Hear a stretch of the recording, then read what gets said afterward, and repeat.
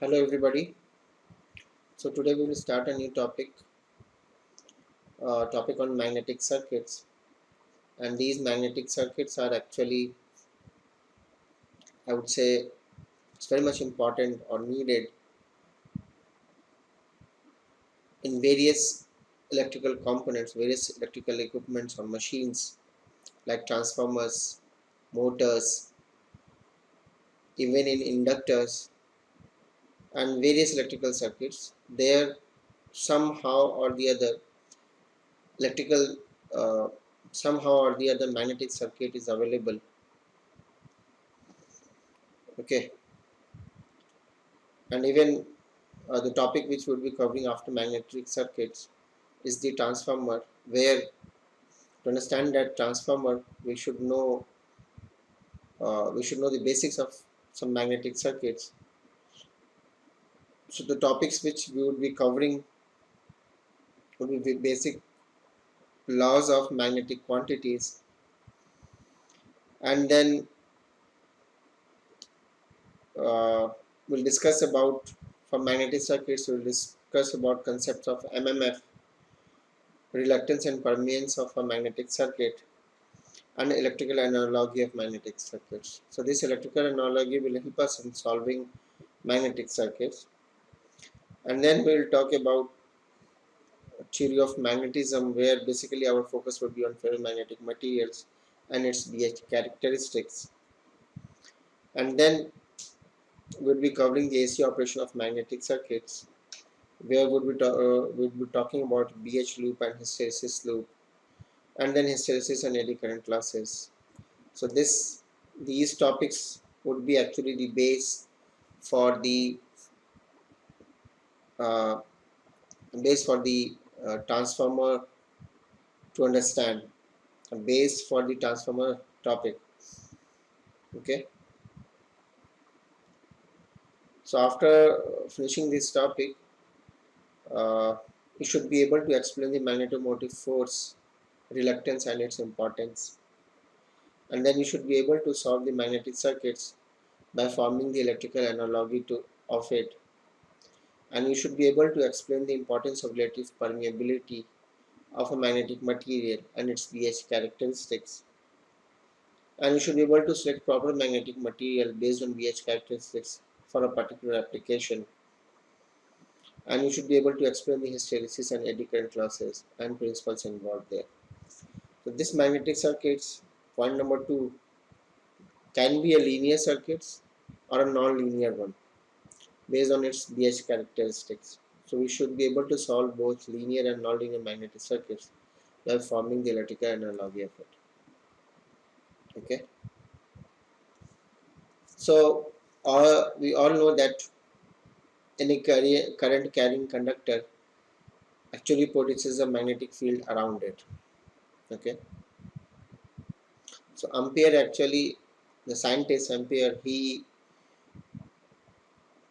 tested or he performed an experiment where he has chosen a very high, I would say a very long current carrying conductor, and let's say this conductor is actually carrying current I1 from it, and it's a very long wire.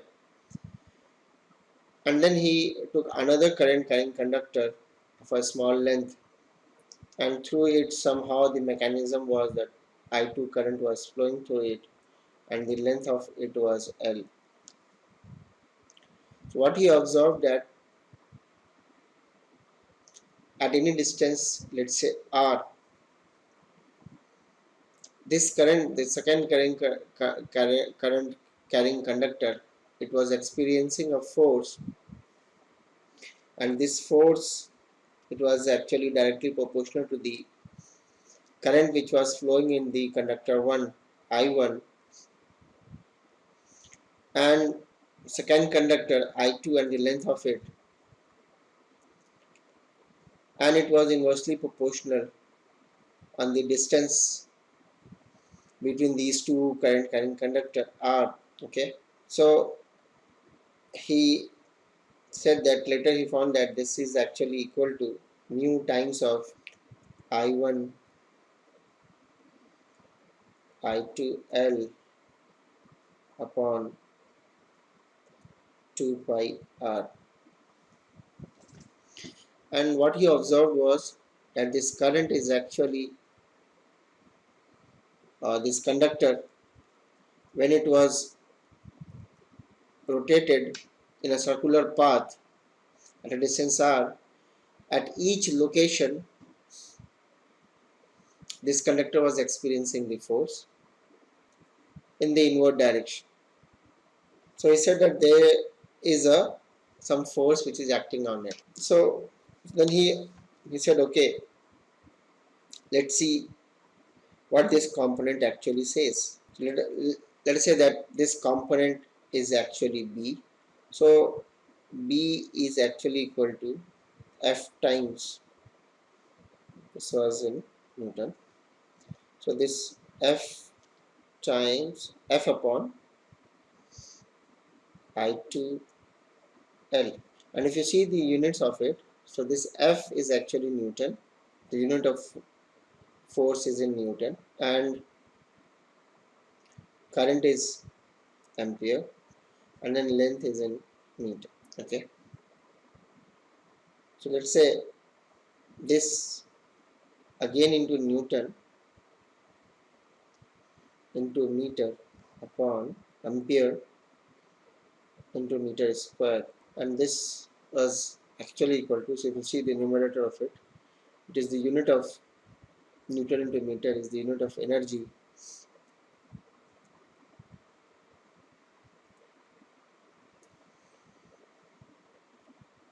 upon ampere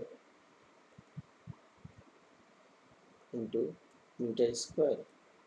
So energy in terms of electrical quantity, if you'll see, can be given as V volt ampere, which is power, into second upon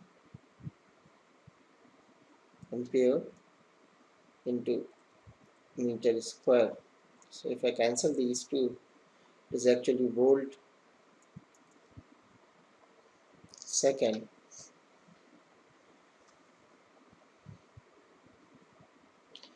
upon meter square. So volt second is actually equal to Weber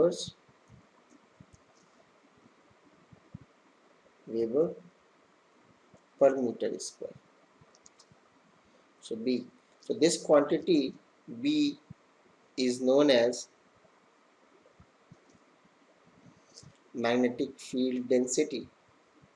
So Weber is the unit of flux per meter square, so which is the magnetic field density. So B is actually equal to magnetic field density.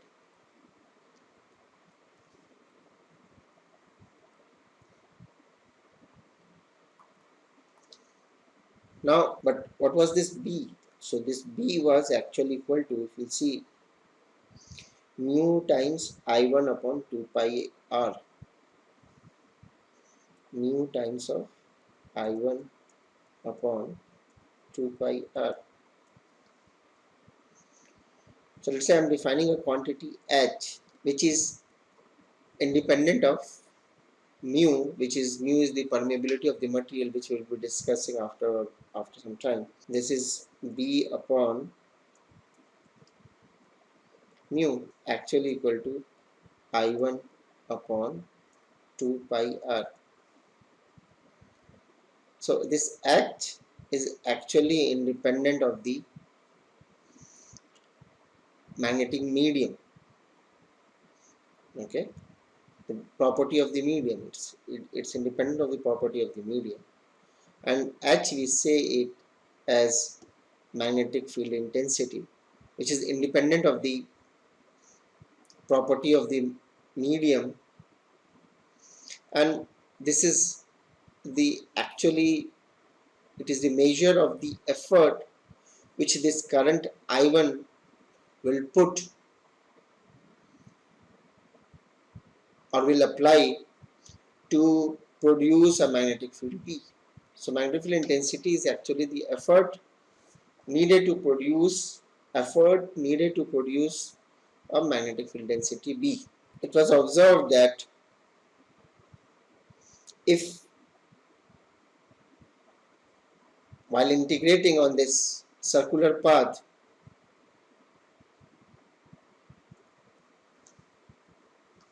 so the line integral of H along this circular path H dl H dot dl. So dl I am choosing a small portion here, let's say on this circular path, and it is the vector direction is along the direction of the magnetic field, which can be found by a right hand rule. If I put my thumb in the direction of the current which is flowing in one conductor, then my right hand or my palm will show me the direction of the magnetic field. So magnetic field direction is also, let's say, is in this direction. B or H is also in the direction of the dl only. So if the line integral of if I integrate it along this length, along this circular path, so what it would be observed that it says 0 to 2 pi r is the circumference, the entire circumference, and if I integrate it, so it is actually equal to I1 upon 2 pi r, which is h is actually equal to I1 upon 2 pi r along the length of dl. Okay, so it's a dot product, and obviously the angle between h and dl is 0, so it's cos 0 is 1. So this hdl, integral of this hdl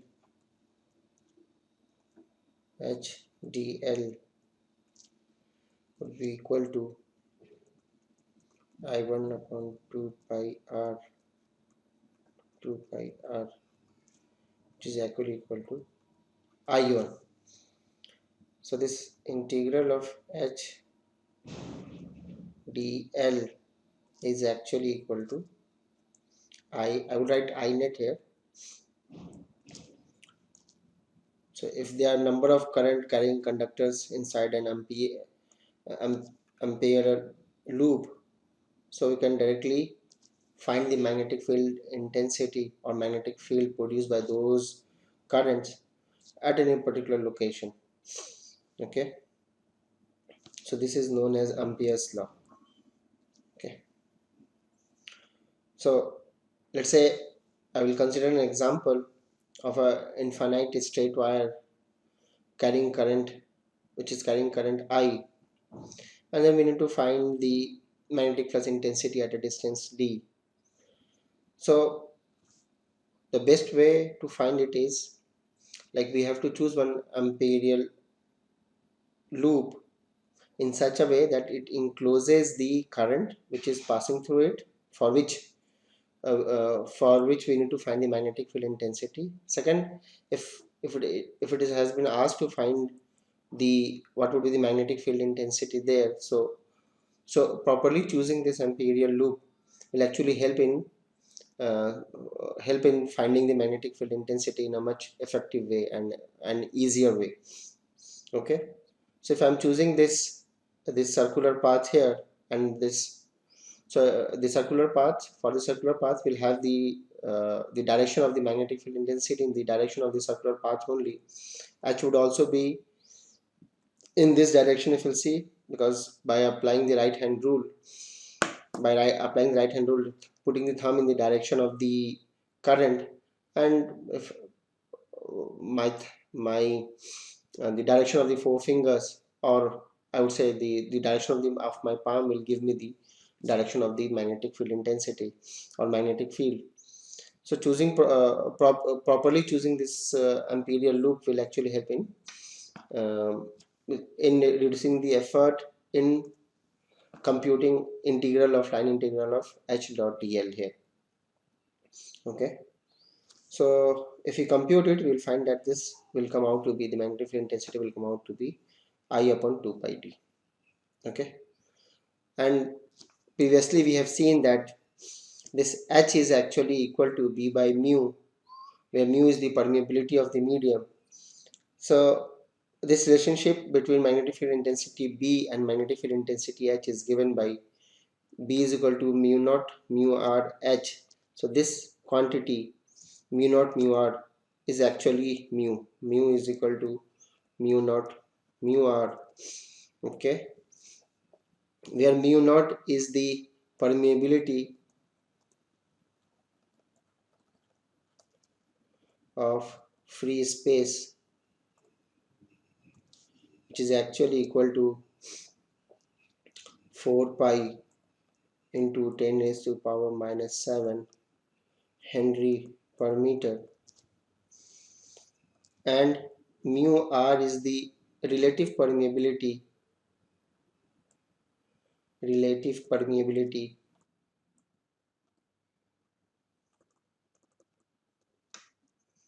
of the material or medium. Okay, we'll discuss about it in details for ferromagnetic material in due course of time. Okay, so the next quantity is magnetic flux. So magnetic flux is actually given by phi is equal to surface integral of B dot dA. So B dot dA, where B is the magnetic field density and dA is the area vector. Okay, so I'm considering two cases here. Let's say this entire surface this is the surface, the entire surface, and its area vector is marked by A here. Okay, and flux B, magnetic field flux B, is actually falling on this in this direction. So angle between B and A, this is B vector and A vector. So angle between here, this angle between these two, let's say if this angle between B and A is theta. So theta is the angle between B and A. So here theta is 0. So if theta is 0, in this condition what we can see is there is the maximum flux lines passing through this particular area. Now in case 2, what I have done is I have same plane, I have put it with respect to the previous position, perpendicular, I have put this area or plane perpendicular to its previous position. So now you can see that in this alignment there is hardly any flux linkage with this area.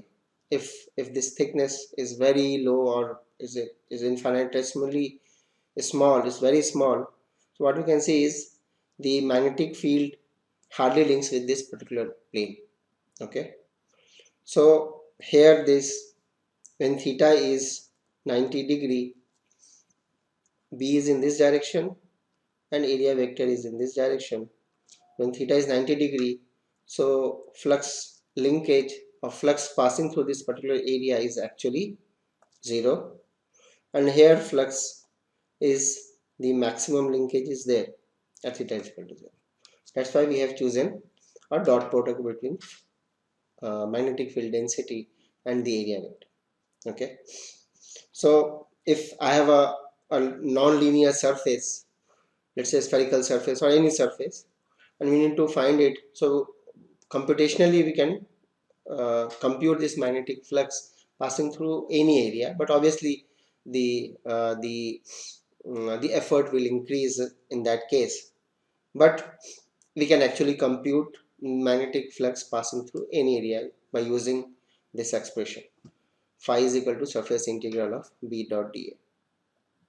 Okay, so now we'll discuss about magnetomotive force, reluctance and permeance. So we are considering one magnetic circuit where situation is like this, where some wire is wound on a particular material whose permeability is, let's say, mu r, relative permeability, and the characteristic of this material is such that it does not allow the flux to leak out of it. Okay, so whatever flux is produced by this current is actually is retained within this particular material.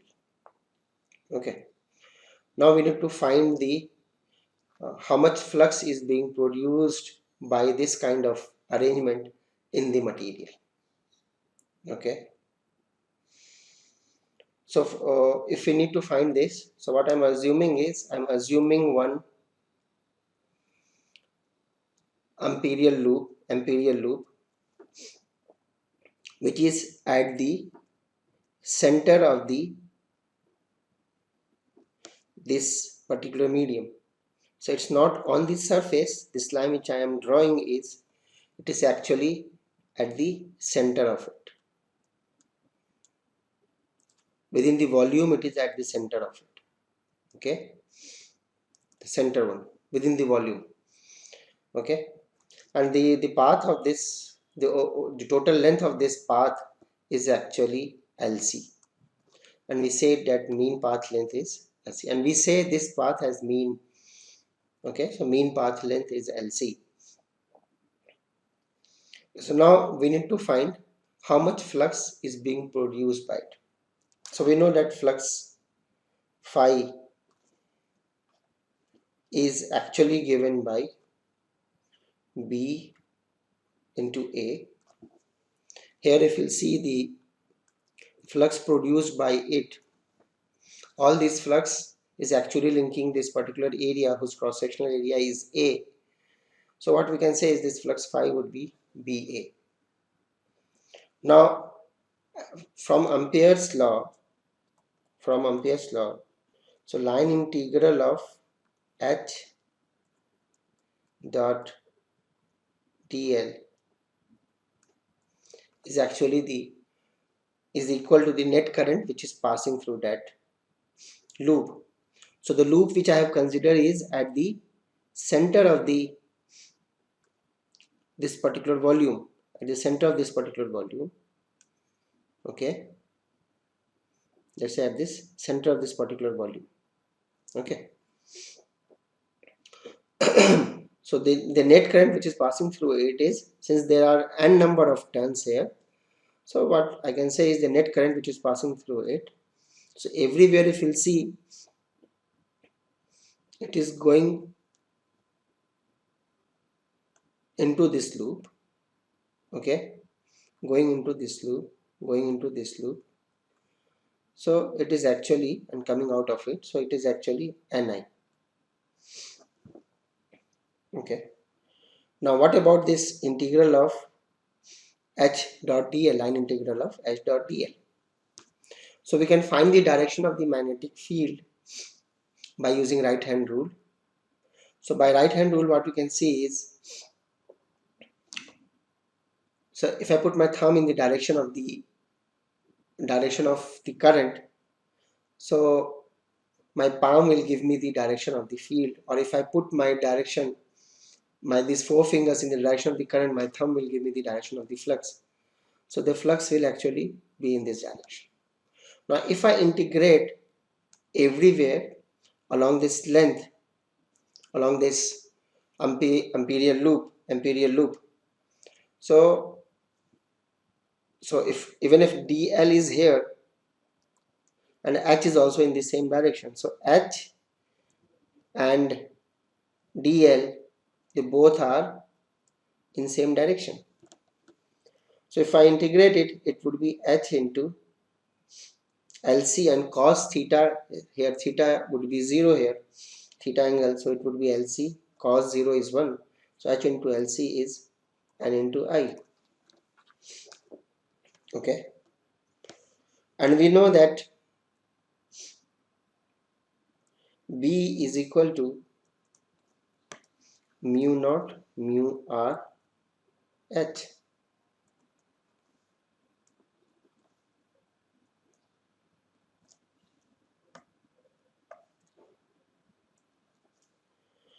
So from 1, 2 and 3 we can write phi is equal to mu naught mu r h into a. And now this h would actually be equal to mu naught mu r h. From this expression we can write h would be ni upon lc into a. So we can see that this flux phi would be ni upon 1 upon mu naught mu r lc by a. So this quantity, if you'll see, this quantity we say it as mmf, magnetomotive force, and this quantity, entire quantity, we say it reluctance. So mmf generally we represented by f, and this we represented by r, and this is known as a reluctance. So reluctance r is actually given by 1 by mu naught mu r lc by a. Let's say this current Ni or the MMF is actually driving the magnetic field. So if MMF is not present, so flux won't be there, right? This, if you can compare it with with the electrical analogy of it, where to drive the electron you have an EMMF, electromotive force. Okay, there EMF is there. So EMF divided by the resistance actually gives you the current I. Okay, so this EMF or the potential difference, resistance is generally we write 1 by rho L by A. Okay, so if you compare these two, so that's why here we said this Ni as the magnetomotive force, and because of this magnetomotive force there is flux in the material or the medium, which is actually decided by the the which is actually decided by the reluctance of that medium, and reluctance will depend upon permeability of the medium 1 by mu naught mu r lc by a. So higher is this value, lower is this reluctance. So we have to choose a material, and if lower is the reluctance, we can easily, for a particular amount of current, we can easily have the flux. Or if in other way around, what we can say is, if I want to produce a particular amount of flux in a particular medium or in a particular machine, and if it has a very low reluctance, then I require a very minimum effort to drive that flux. Okay, so lower amount of mmf will give me the desired amount of flux. So this reluctance of the material plays a very important role, and for that we have the ferromagnetic materials whose mu r is around 2000 times or 3000 times higher than the air or the free space. The permeability of ferromagnetic material is 2000 times or 3000 times higher than uh, the permeability of the free space. Okay, and permeance is actually the inverse of reluctance. What would be the unit of reluctance? So unit of reluctance would be, here it is Weber. Okay, so this entire term is the reluctance, right? Okay, so it would be ampere turn per week. Okay, like in electrical circuits, we have EMF, or the potential difference. Here in magnetic circuits we have MMF. Okay, so here in electrical circuits we have EMF, here we have MMF, magnetomotive force. Here we have current, here we have flux.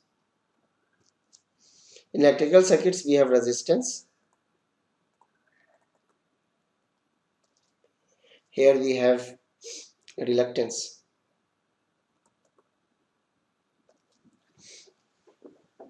Okay,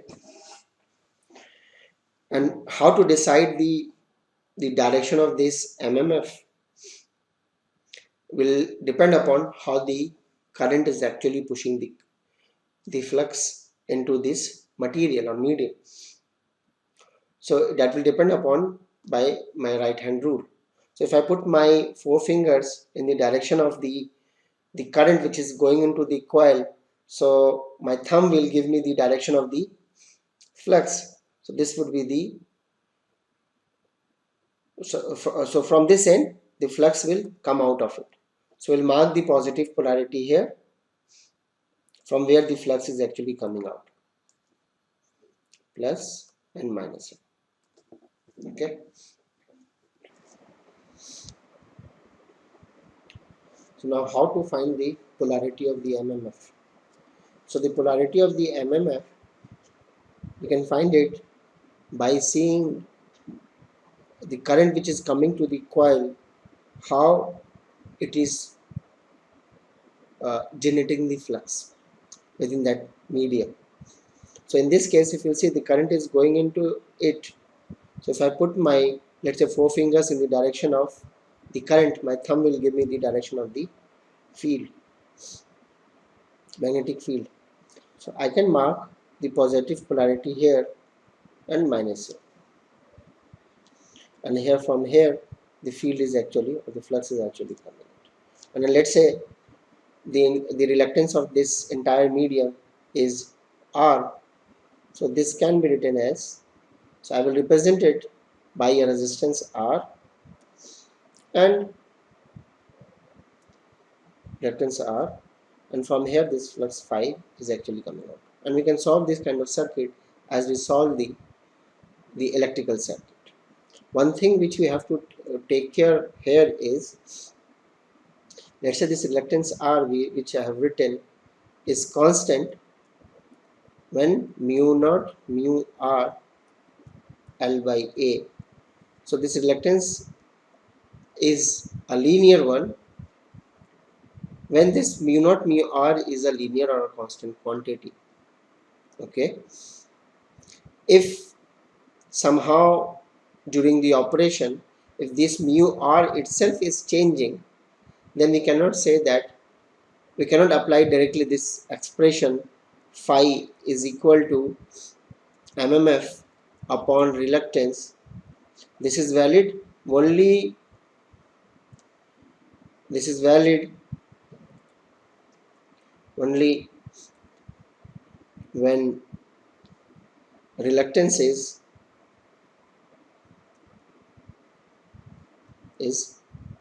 constant one, constant. Okay, so generally L and A, length and area, will remain same, right? This let's say this circuit, so the length and area of here will remain same, but mu R, relative permeability of this kind of material, sometime base is not constant one. We'll see, once we'll discuss about ferromagnetic material, we'll talk about mu R there. So this is valid, this expression is only valid when your reluctance or mu naught mu R is constant one. Same that the Ohm's law which we said, that current I is EMF or potential difference by the resistance. So this is valid when your resistance is a linear quantity, then only we say that this is a linear, this expression is valid. Similarly here also this expression is valid only when this reluctance is a linear quantity or a constant quantity. Okay.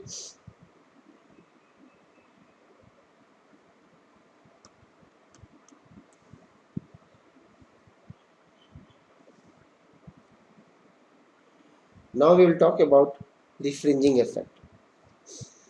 Okay. So sometimes what happens is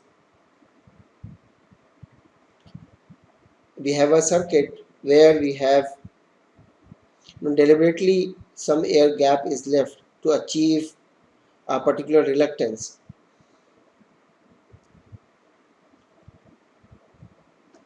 So let's say this is the bigger picture here,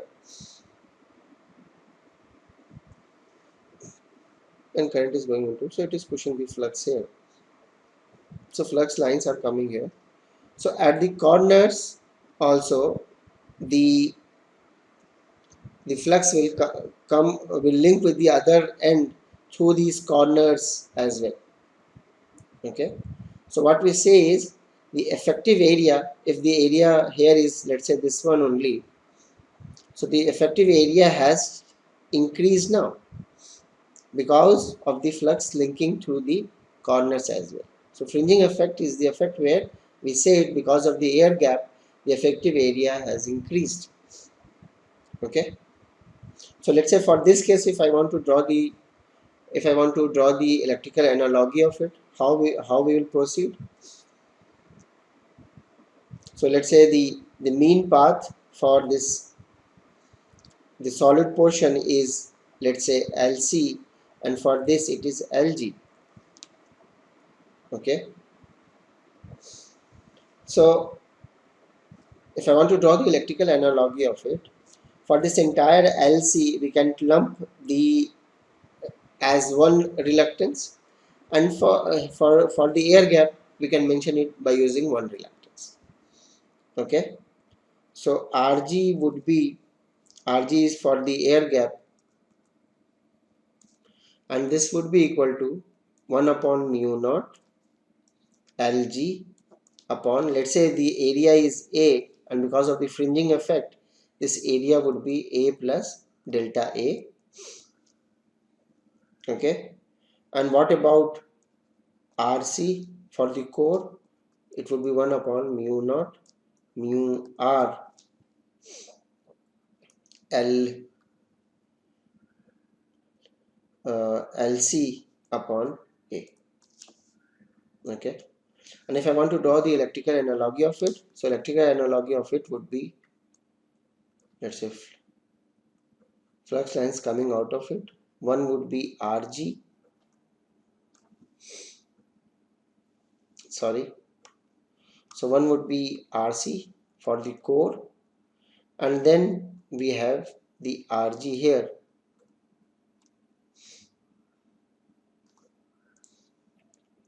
Okay. Someone might be tempted towards dividing, let's say, this entire path, right? Let's say for this portion separately, for this portion separately, for the lower portion separately. But ultimately if you'll see, even if it say if it is Rc by 2 and here it is Rc by 2, so if they are all are in series, you can directly, the sum would directly be Rc plus Rg only, right?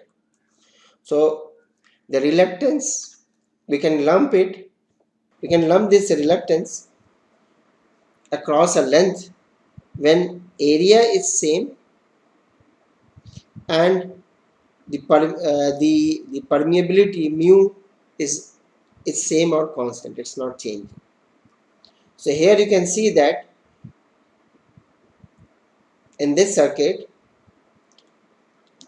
for the entire core we can assume one reluctance,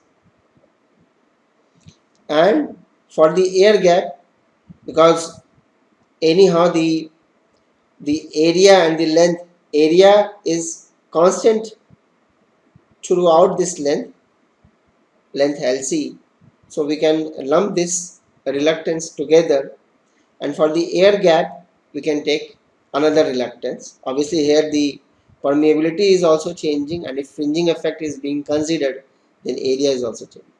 Or even if, let's say, fringing effect if is not mentioned or says that it is neglected, then permeability is changed here. So you have the separate or different reluctance. That's why we have shown it. So we can show it by two reluctance, and since same flux is passing through it, so we can write as RC and Rg here for the air gap, and this is the flux here, and this is the MMF, which is equal to NL. Okay, and we can find the flux here. Okay, so we'll stop here.